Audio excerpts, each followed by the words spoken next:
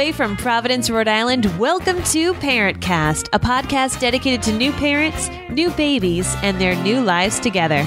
So listen and relax, because it's free, it's funny, and it's a lot better than therapy.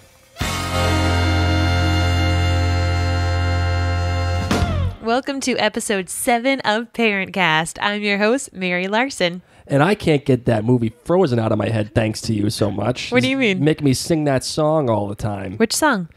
Do you want to build a snowman? That's the only words I know.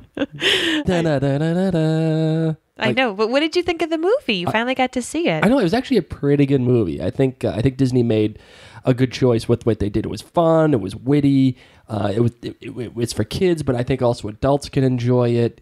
The movie made over $1 billion, so they obviously did something right. The Disney magic is back, my friend. That's what I could tell you. Well, getting off of that aside here, what are we talking about today? Something that does not make me happy. Snow and singing and Disney makes me so happy. And tonight does not make me happy. We're talking about bedtime routines. And you know what? Our bedtime routine is awesome. And does it work? No, we need to get better at it. And I think that's why we have called in an expert on how to make sure our kids' bedtime routines are as good as they can possibly be. I feel like no matter what we do, it doesn't work. And luckily, like you said, we got this expert coming in, and hopefully she's got some good stuff for us. But before we get in there, why don't we get into the judgment-free zone? Blake, what do you got for us this week? Well, I think the statute of limitations has passed on this one. So I'm going to go ahead and confess one thing to you. Ooh, you haven't told me this for real? I really have not told you this for real. This is why you're telling me over this, because then I can't hit you or kill you. Or that way I can't be beaten. No, and I'm actually not a violent person. Oh, sure. That's what they tell you on the radio. When you were gone, when you went to New York that time? Yeah. When you were trying to pump your boobs and on the way to Connecticut? Yes. You were obviously gone for the whole weekend and whatever. I didn't do baby-led weaning at all. Not once. What? Really didn't. Nope, not once. What did you do? Purees and oatmeal. No. Like our kid had more oatmeal than the Quaker guy. That's why he doesn't want to eat it anymore. No. He's like, Mom, I'm all set. I OD'd that weekend you were gone. Dad made me go crazy. It was like boys going wild on oatmeal. But that's just the beginning part of it. You want to know the real kicker? It's worse than the fact that you just fed our kids total purees and almost kind of undid our baby-led weaning. What did you do? Pretty much. The kicker is this. Did you not change his diaper the whole weekend? No, I changed his diaper, but it's along that vein. I didn't change his outfit the whole weekend. No, you did not. Yeah, Stop. I know, really. Stayed in the same pajamas all weekend. Stop it. Brought him to work. He's in the pajamas. Came home, pajamas. Same pair the whole time. So you didn't even put him in a different pair of pajamas for sleep. He stayed in the same exact outfit for 4 days. What does he care? He's dirty. He ain't dirty. He's not sweating. That's He's not disgusting. Doing nothing. No, it's not disgusting. It's practical. Oh my God. You are disgusting and terrible for not feeding him I'm good saving food. the earth. I'm saving the earth because we're not washing as many clothes because of me. I made that happen. I don't know. I mean, part of me says okay because people on like Little House on the Prairie had 2 outfits. So I guess it didn't kill Laura Ingalls Wilder. So I guess it won't kill our kid. But can you please just I'm going away next week. Can you please just change his outfit twice? Laura Ingalls Wilder. Oh my God. Can you change his outfit twice? Pretend he's Laura and she has 2 outfits. I'm gone for 7 days. You can do this. Okay, do you want to know the odds of me changing his outfit while you're gone? I'm just going to call my parents. I'm going to say slim to none. Okay. I'm going to say slim. Because you know what? There's no point. He's a kid. Kid doesn't know. I'm going to give my parents and the nanny extra outfits, and I'm going to say each time you see him, make sure he's wearing something different. He needs to be a different color. Yeah. If he's wearing blue, he better go back home in green. So that's what I got for you. Yikes. All right. So now that we've had our confession out of the way, how did he do sleeping when I was gone? Oh, the sleep actually went really well. Let me say this: the first night was a big pain in the butt. He cried and cried and cried because he missed his mom. He missed his mother. You know why? Because he said, where's my regular food? I'm a big kid and I can eat real food. And why is this man not changing my outfit? Why have I been in this outfit now for 3 days? Why am I in my pajamas? It's not nighttime. No, he missed his mom, and I'm down with that. But the next day, I think he kind of forgot about you a little bit, and he slept throughout the entire night. Uh-oh, don't tell me that. The entire night, and he was like totally cool with it. I put him in the bed, fed him a little bit, boom, slept, done, no problem. He was a champ. I was so proud of him. How was your routine while I was gone? The routine actually kind of sucked, like I said earlier. I kind of just did what I had to do. As a matter of fact, I went to go visit a friend on his birthday, and I took him to the pub right before he went to sleep. Who took who to the pub? Rhys. The baby. Okay, the baby to the pub for an sorry. adult's birthday. Okay. Yeah, I took Rhys to the pub at like 7 o'clock at night. Don't say that. I did. 7 is when he goes to bed. I know, and that's what I'm trying to tell you, that his routine sucked. So, but I took him to the pub, and I passed him around a little bit. But that was actually, oddly enough, the night that he slept throughout the entire night. I was totally surprised. Because he was partying too hard. I know, way too much drinking. Stop it. Needless to say, bedtime routines, pretty much every parent's bedtime routine can use some work. So we asked a wonderful friend of mine, Tracy, to come on in and speak with us about bedtime routines. And let's see what she has to say. So joining us now is Tracy Martin Turgeon, who is the Vice President Regional of Operations for the Children's Workshop. Thank you so much for joining us, Tracy. Thank you for inviting me. I wanted to just start things off, and I wonder how you got involved with working with children. Well, I've been in the field. This September will be 26 years. I started off, it's actually a funny story. I went into an early childhood facility, not the Children's Workshop, a different one, in Providence for a receptionist job. And the executive director felt that I had the qualities of childcare, so he sent me in the back to interview with the director there. I got hired as a teacher assistant in the kindergarten room. From there, I moved up to a toddler teacher, pre-K, kindergarten, as I worked through my degree at URI.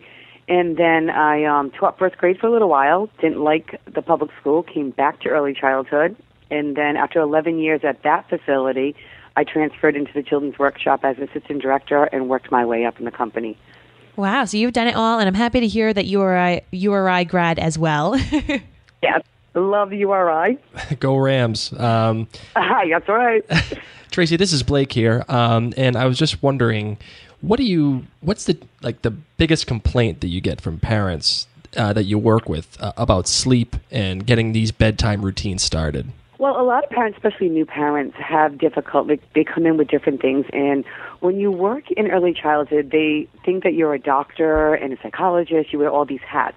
So you try to give them the best advice you can, and most of the complaints are, I'm exhausted, my child was up all night, how do I, you look really tired, and they're like, yep, my child was up, and I can't get them to sleep, or they can't get on the routine. And basically what we do with those questions is we'll give them the best advice that we have.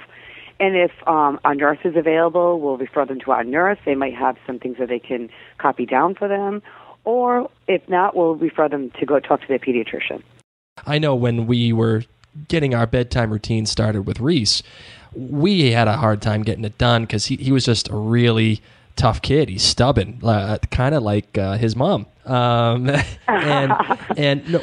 So we were like really low on sleep. So like for someone like me and my wife, what would you say about sleep, and how would you best combat that, like to combat the lack of sleep?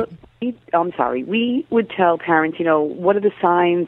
Have you started routines? And it depends on the baby's age, too. If it's a newborn, because sometimes they start at 6 weeks at the daycare.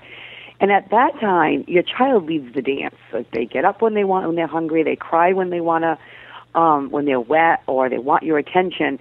So routines usually don't start until your baby can start sleeping through the night a few hours, like 4 or 5, 6 hours through the night. So unfortunately, the first few months, it's kind of trial and error, getting those rhythms in place for your child. And that's like the biggest thing. And new parents is really difficult because this is all new to you. They don't come with a pamphlet that says, this is how you raise a child. God, I wish they did. So, or a return slip. I know. They don't have that. So it's really difficult. By the time parents have their second or third child, you hear them saying, oh, this is what I do, because it's just second nature to them because they've already gone through those steps.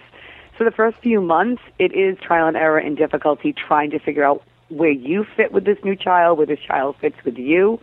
So once you get to those rhythms and they start to get in that sleep pattern, that's when you can start your routines. Are there any signs that we should be looking for in children, especially, young babies, that there is a lack of sleep and that it's starting to become an issue for them? Well, yeah, you should look if there's signs that your child is really cranky, they're really drowsy, they're irritable.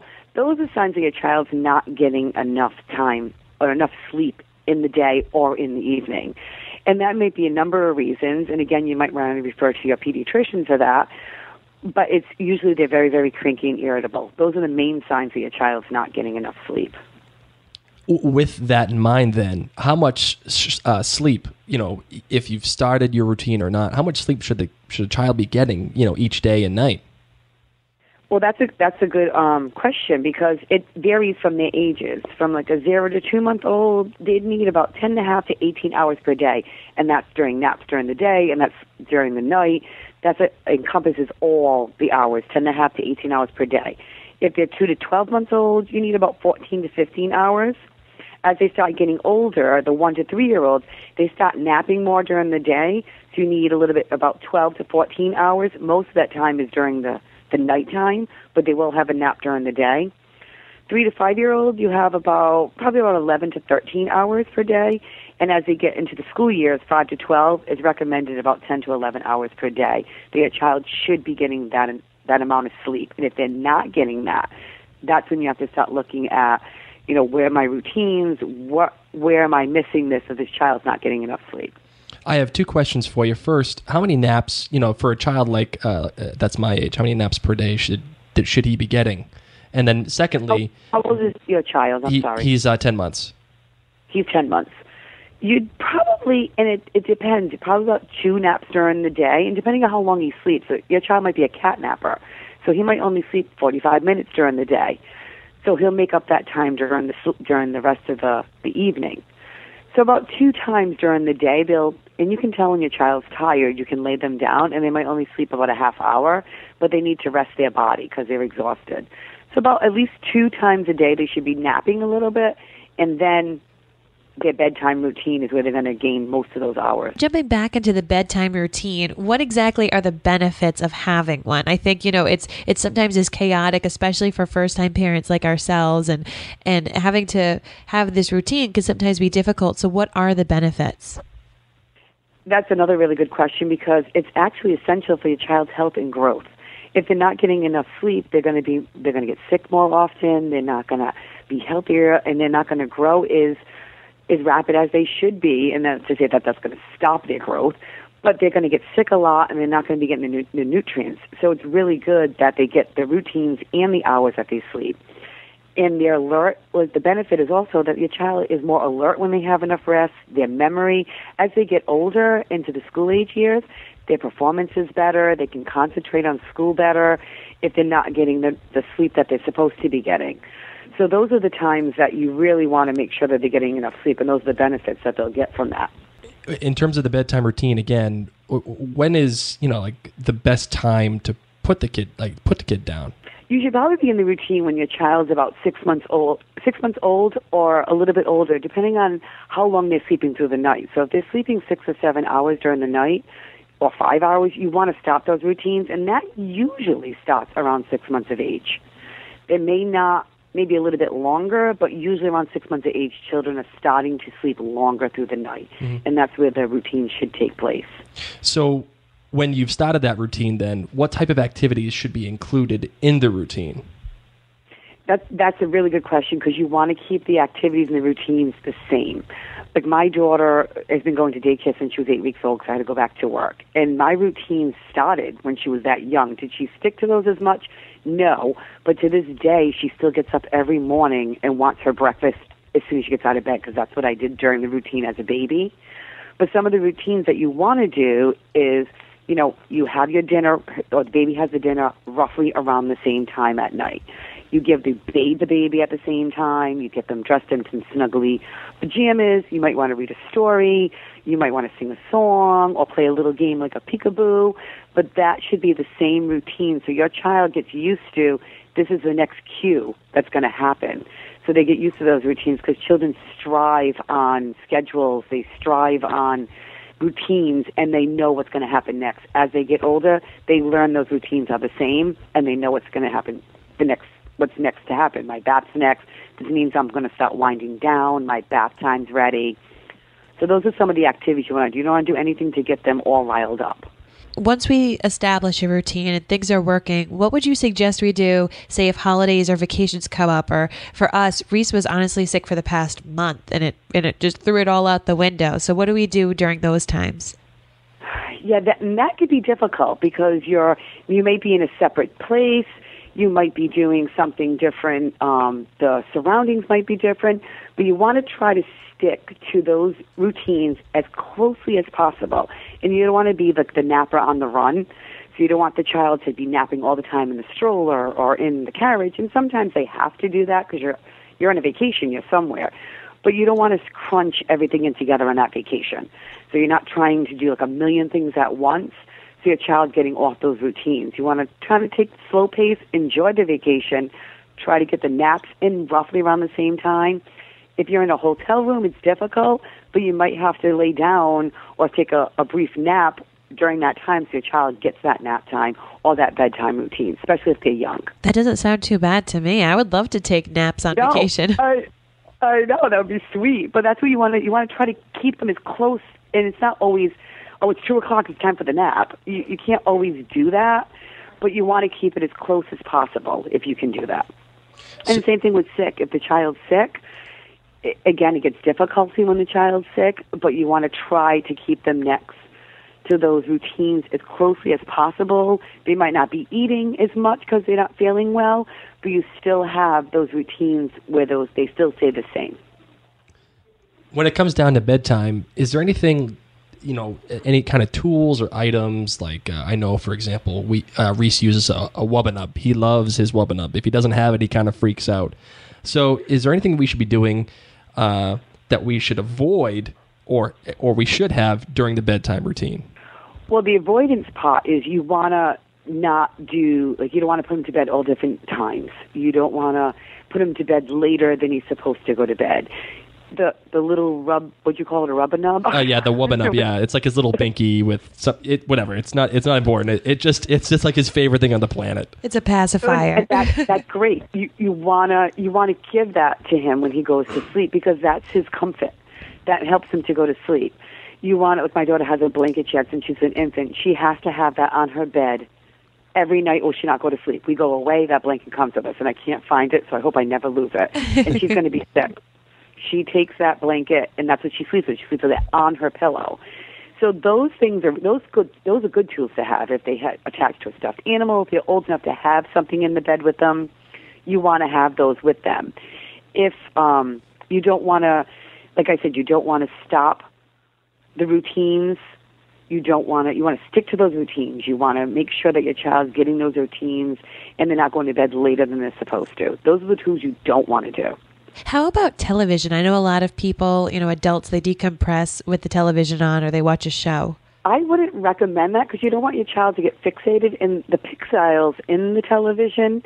They see them moving too much. So I think that would overstimulate them, and that's not, I don't know if that's a professional answer, but it's too much stimulation for them to calm them down.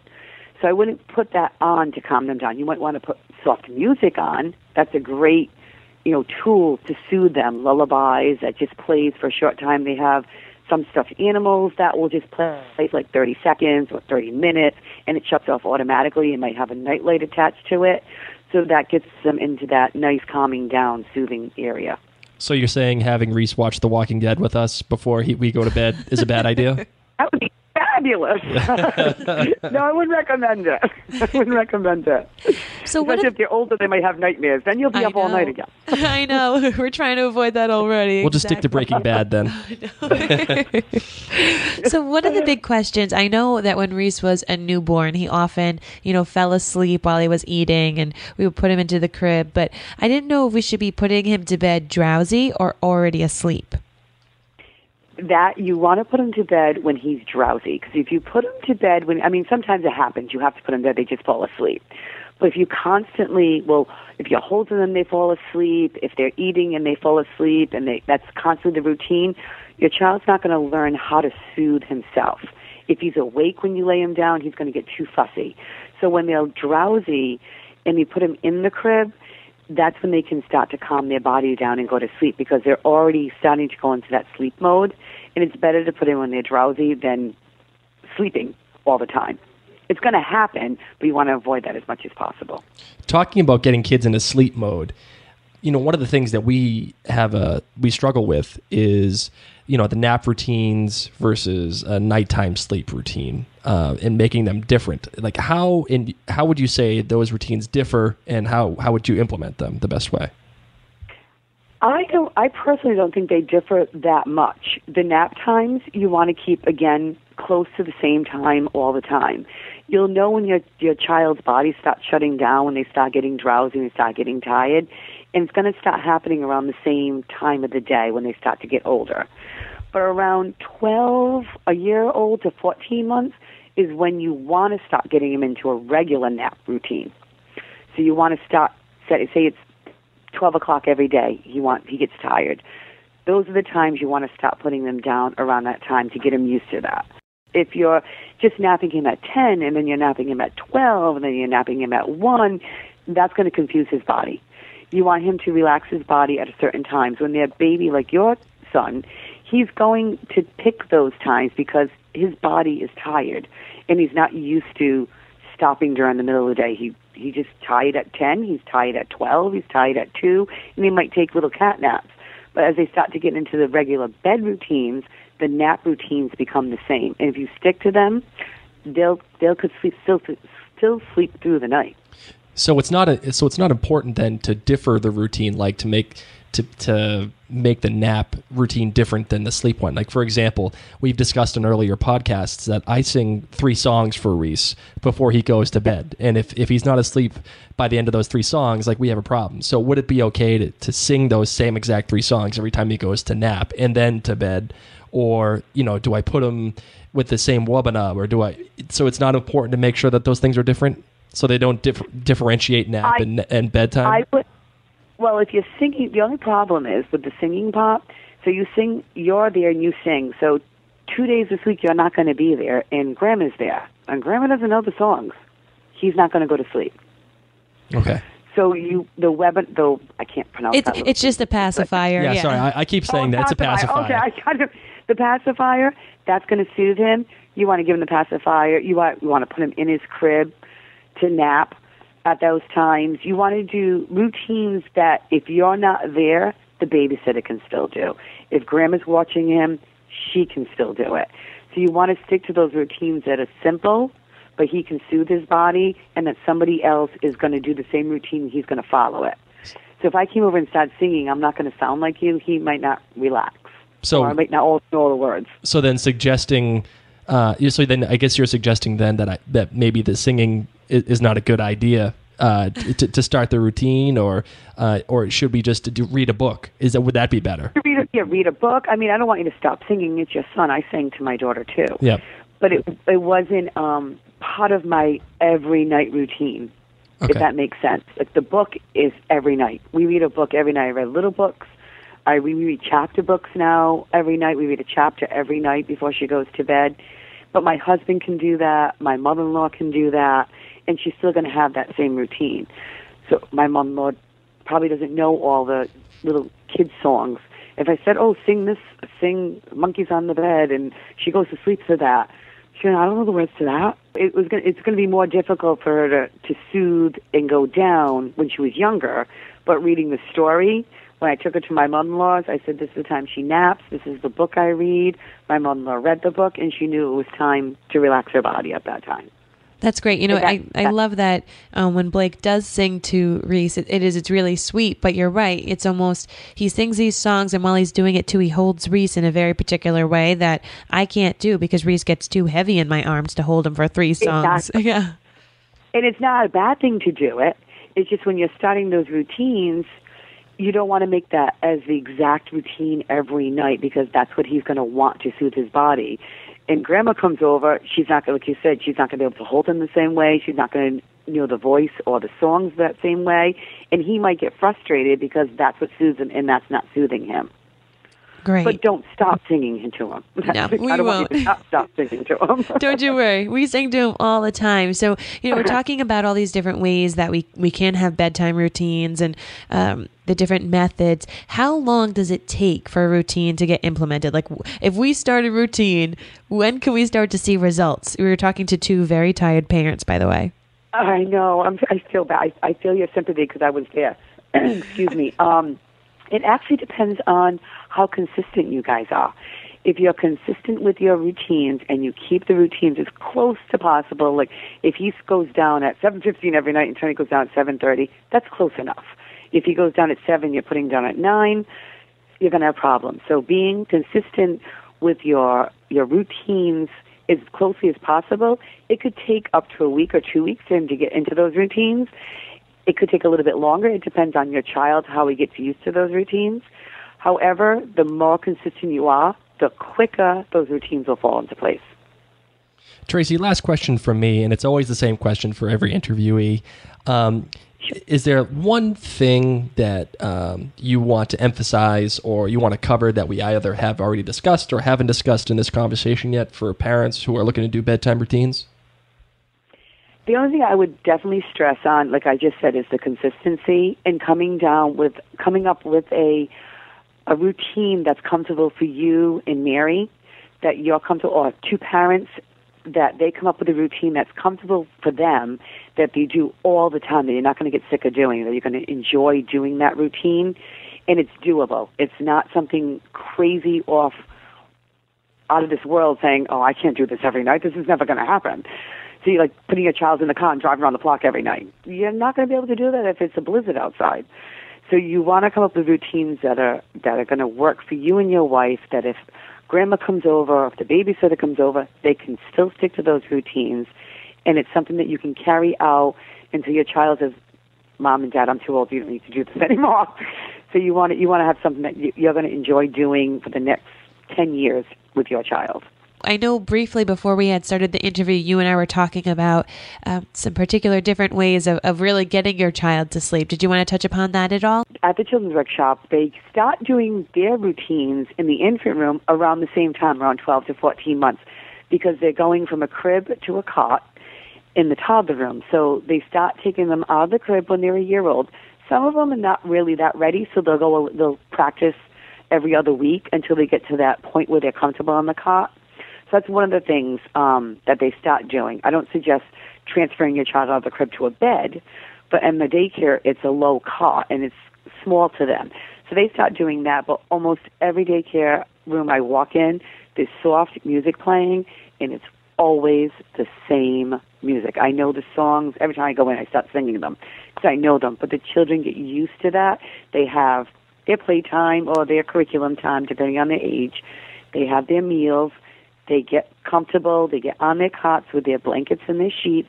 That music goes on. The lights go off. In 90%, because there are some children that are just not nappers. No matter what you do, it's a child that's just not a napper, but they rest their bodies. And they start to doze off. Those are the routines that we do at the daycare. Those are the routines that are similar to what I did at home. When I had my daughter, I kept her on the weekends. I kept her at the same nap schedule as the daycare because I knew on Monday she had to go back. So I kept her on the same nap schedule at home. And when she was 5, when she was 4.5, they stopped naps because she was going into kindergarten. It was torture. I felt like I was going back to 2 o'clock feedings. She was miserable. She wanted a nap. So on the weekends, I still gave her a nap. If she was tired, I said, go lay down. Until she finally grew out of it halfway through kindergarten. She still wanted a nap. I still want a nap. Yeah, me too. I know. I tell them all the time, I said, you're going to regret this someday. You're going to love it, because she'd fight it once in a while. But she was a really good napper and a really good sleeper, regardless if she's sick, if we've been out. Unless, there are occasions, I can't say that I'm 100% on target, but there are occasions we're out and we don't get home on time. But she, usually we have the same routines, and knock on wood, she's great with it. Tracy, I actually lied about my last question. This is going to be my last question. Okay. Rhys does get up in the middle of the night every night, and it's usually around the same time, 10 o'clock. Oh, he actually just woke up now. Did he really? Oh my God! It's like oh my God! That's hysterical. It's pain. Anyway, he gets up around the same time every night, or even if it's not the same time, he just gets up. So is there like a routine that we should be doing to, like, when in the middle of the night to get him back to sleep, or should we do the same things? Actually, there is. Okay. And this is going to be harder probably for Mary more than you, because it's usually the mom it affects, but it might affect you. Parents usually know the cues. They cry because they're wet. They cry because they're hungry, and they're different cries. If your child's crying because they just want attention, you want to wait 2 minutes, then go in to check on them. The next time they get up, you want to wait 5 minutes, then go in to check on them. The next time, if it's 3 or 4, 5, 6 times a night, you want to stretch it a little bit longer. Eventually, and if you do it the next night, instead of waiting 2 minutes, you want to wait 5 minutes on the first one. Unless it's a cry that you know your child needs you. It's not a want, it's a need. If it's a want, you want to stretch those time limits, and eventually your child be able to soothe themselves back to sleep. You don't have to go in and check on them. You're giving us faith. We need it, trust me. There is light at the end of the tunnel, I swear. The sleep gods will shine upon us one day. They will shine upon you, I promise. But the only problem is, you're going through teething now, but you'll get to the pattern where they sleep through the night and then the teething starts. Then you get through that and then something else comes up. So you're letting us know that this battle of sleep is going to continue post the next couple of months. Probably.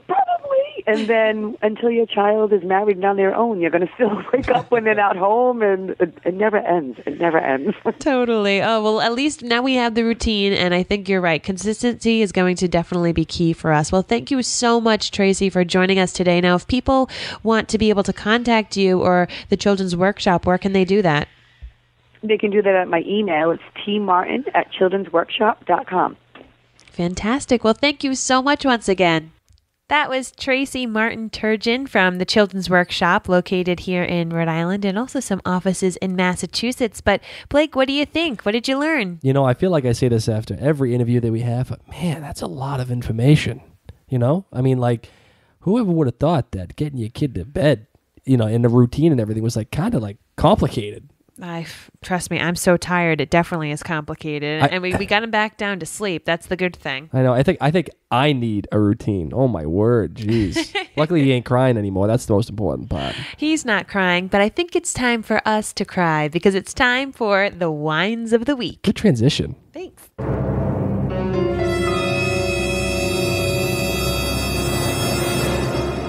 That music always makes me so nervous. So, what's your Whine of the Week, Blake? 10 p.m. Gosh. Oh, right. Exactly. You know where I'm going with this. Mine would be 10:05 p.m. because if it's not 10 and you think you've got it. Oh, then it's 10:05. 10:05, and there you go. You're done. I know. I hate 10 p.m. and it goes along with this this topic today. But every freaking night, Rhys gets up at 10 p.m. It's like I dread that number now. I used to love 10 p.m. You know what 10 p.m. used to mean to me? What? Awesome. It was awesome for two reasons. One, when I was in college, I was going out. I was having fun. Yeah, those going were out to the pub. I was drinking.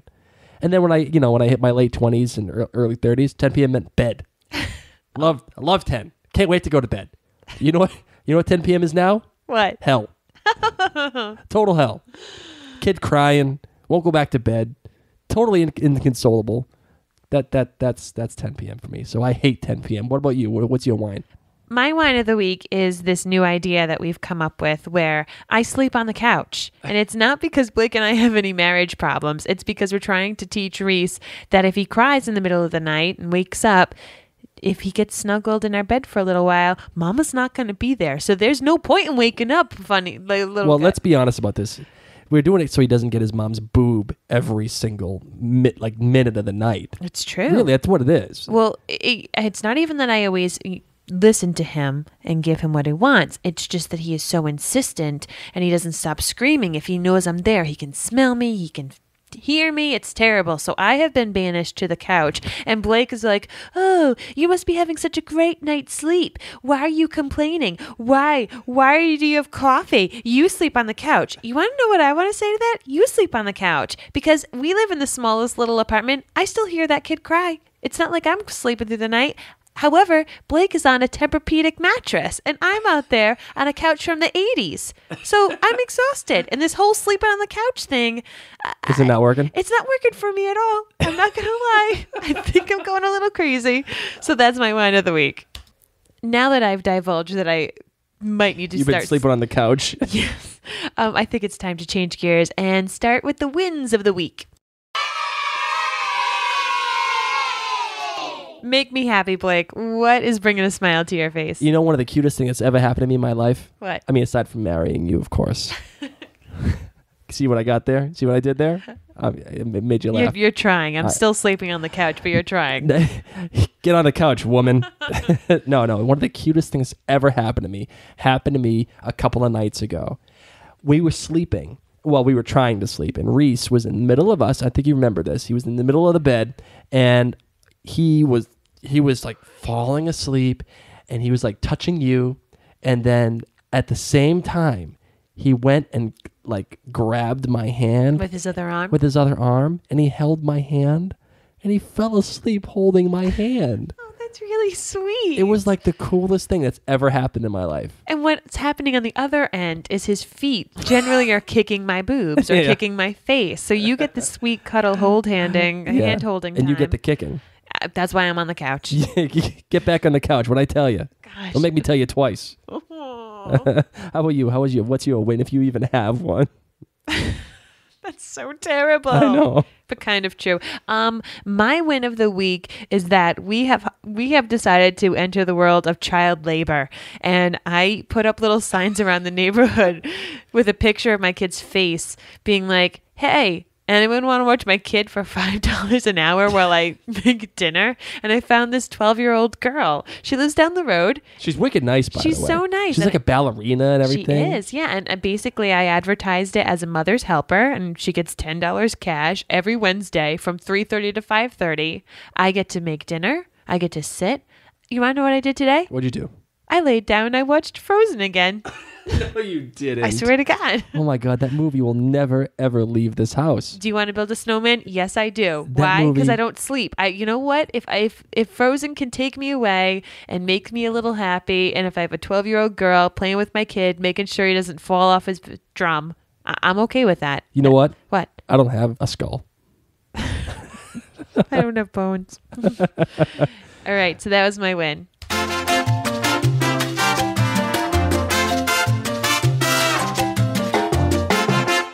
Let's talk about our parent picks of the week. What do you have? All right, first I got to say this. The music that we have that introduces our parents' pick, it reminds me of Dexter. I'm not sure if any of you guys have seen the show Dexter. I do not watch that show. There's blood. I know you don't, but if for any of you that have seen the show Dexter, it's like the same exact music. So every time I hear it, I think of like, serial killers. I know. That really goes appropriate with our podcast. A perfect parent pick, I know. No, the real parent pick is hydrocortisone. Make sure you have like tubs of it. Why? Because, the hydrocortisone cream. Yeah. Because if your kid has a rash, or if he is suffering from some kind of skin ailment, whatever it is, like psoriasis or eczema, whatever it is, like Rhys had a really bad rash on his tummy, I'd say like a week ago. I put the hydrocortisone on him. Dude, done, gone, all of it. Within like a night, gone, the whole thing. And he was totally healed, wasn't itching anymore. He wasn't like miserable and crying and just ridiculous. He was totally healed. It was awesome. It's like the miracle drug. And because it's basically steroids, that's what it is, hydrocortisone. But like, is it safe to be putting on him? Well, is that why he's so big? He's just ripped. He is. You just said the other day that he has abs. He does have abs. Our 11-month-old supposed to have abs. How much were you putting on his belly? It was like at least I'm going like Barry Bonds level on his hydrocortisone levels. I mean, his back is freaking jacked. We may need to edit this if we find out that we've been giving way too much. I know, please, no child services come here, please don't do that. But no, hydrocortisone stuff, man, is awesome. Just to get like, a lifetime supply of it because any skin ailment, it will definitely heal it within minutes. I swear to God. So how about you, my darling love? What do you got? What's your parent pick? You got one? Oh, you bet. My parent pick are these things called sock-ons. That's right. And you want to know what they do? Well, I know what they do. Why don't you tell our listeners? They keep your socks on. I mean, talk about some brilliant naming right there, but they're just kind of like these pantyhose material things that go over the ankle of your child's socks when they're wearing the socks, and it just kind of keeps them on. And whoever came up with this idea, absolutely brilliant, charges $6 for a pair of sock-ons. Whoa. Time out. Whoa. We only own two. We only own We're paying two pairs. $6 for these things? You betcha. Why can't we just use a roll of duct tape? Because duct tape the things on. Then they're going to be sticky, and I won't be able to wash duct tape stick out. Whatever, we'll figure it out. Anyway, $6. Wow, it is a lot. So even if you just buy one pair of sock-ons, just make sure you don't lose them. But I actually never washed them because I'm afraid I'm going to lose them because they are $6 each. But I love them. They are totally worth their weight in gold, and they have kept Rhys's feet warm. So that's my parent pick of the week. Yay, Dexter time.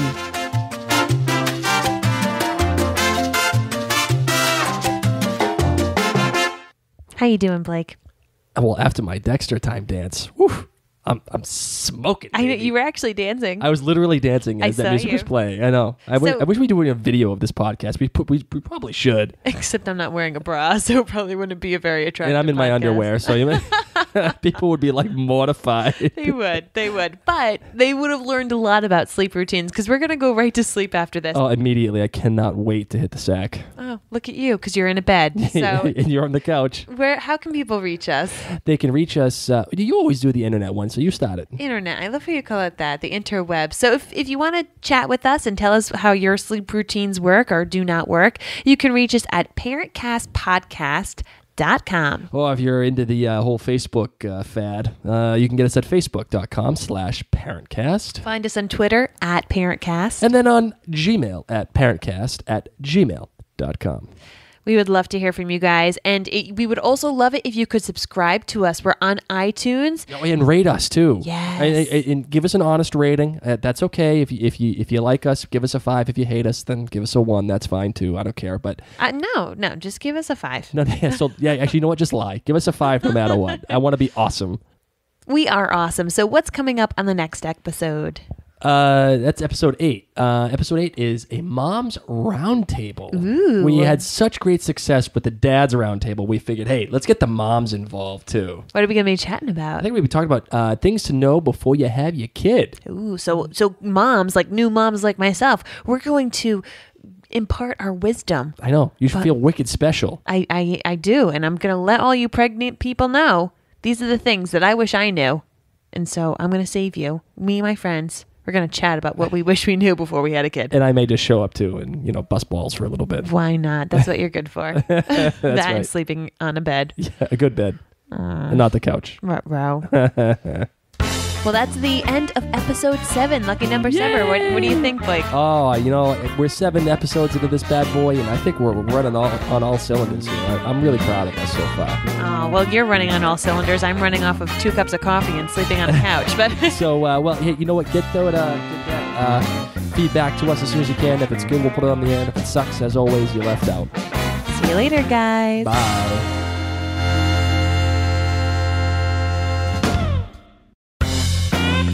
ParentCast is a Tall Mom Media production. Please do not take anything that we say as true facts. We are not specialists or really anything. We're just parents who are trying to figure this thing out. So research things on your own. Don't sue us. Please. We're poor.